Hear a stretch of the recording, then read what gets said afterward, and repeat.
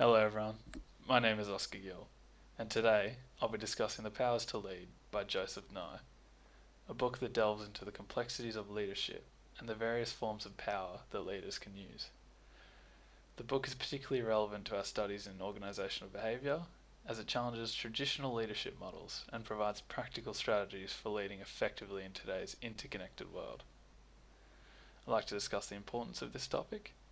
The particular text that I read and analyse is significant because it addresses the need for modern leaders to go beyond conventional hierarchical methods of leadership. In a world where power dynamics are constantly evolving, understanding and applying the concepts of hard, soft, and smart power are essential for anyone looking to lead successfully in complex organisational environments. I'd like to shine a light on the top three ideas I grasped from Nye, and the first one is hard power versus soft power. Hard power refers to the use of force, threats, or payments to compel others to act in a desired way. As Nye explains, hard power is the ability to get others to do what they otherwise would not. And this is a direct quote from him on page 31. In contrast, soft power is the ability to shape the preferences of others through appeal and attraction rather than coercion. Nye describes soft power as the ability to get what you want through attraction rather than coercion or payment. And this is another direct quote on page 29. Smart power, then, is a strategic combination of these two approaches. Nye's distinction between hard power, coercion and payment, and soft power, which is based on attraction and persuasion, is a key idea in the book. This challenges the traditional view that leadership is primarily about control and authority, instead of highlighting the value of building trust and credibility to influence others. The next key idea I'd like to talk about is smart power. The concept of smart power, or the strategic combination of hard and soft power, as I just said before, is another major takeaway from Nye's text. This idea shifts our understanding of power from a binary choice to a more flexible, context-dependent strategy. Smart power encourages leaders to adapt their approach based on the situation, enhancing their effectiveness. Nye argues that smart power means knowing when to deploy hard power, when to deploy soft power, and how to combine the two. This quote's on page 39. This concept emphasizes the importance of context and adaptability in leadership, allowing leaders to tailor their approach to achieve the best possible outcomes.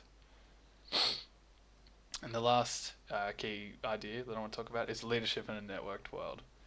Nye also emphasizes the importance of leadership in a networked world, where power is more diffuse and traditional hierarchies are breaking down.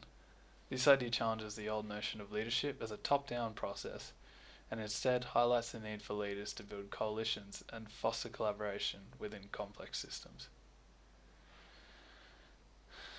Now I'd like to offer my critique on two ideas and points within the book, and I'd like to start with I think there's an overemphasis on soft power within Nye's text. One critique is that the book may overemphasize the value of soft power.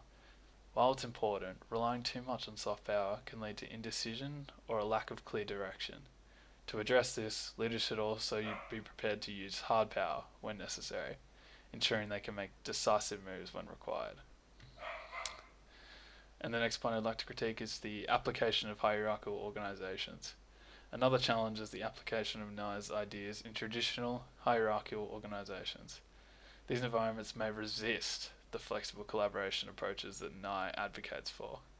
A possible improvement would be to offer strategies for gradually introducing these concepts in a more rigid organisational culture. And depending on the management styles in a workplace or things like that, that could impact the way the application goes, if it's successful or if it's not. 3 practical pieces of advice. Develop emotional intelligence. Firstly, focus on developing your emotional intelligence. Understanding and managing both your emotions and those of others is crucial for effectively using soft power and building strong relationships. Balance assertiveness and diplomacy. Second, learn to balance assertiveness with diplomacy. It's important to know when to be firm and when to persuade, adapting your approach to fit the specific context. This could be applied to the workplace, because if you're in a more casual situation, you might not want to be firm. Or if you're trying to get an employee to maybe do something, you wouldn't maybe try to persuade them instead of being firm and assertive. Build and maintain networks. Finally, invest time in building and maintaining networks. In today's interconnected world, your ability to connect with others and foster collaboration will significantly enhance your leadership skills. I imagine it's very beneficial in the workplace to build strong relationships with your colleagues, even if they're lower down on the hierarchy. To end off, I'd just like to offer a little recap and reflection of Nye's takes. In conclusion, The Powers to Lead by Joseph Nye offers valuable insights into the different forms of power that can be used in leadership.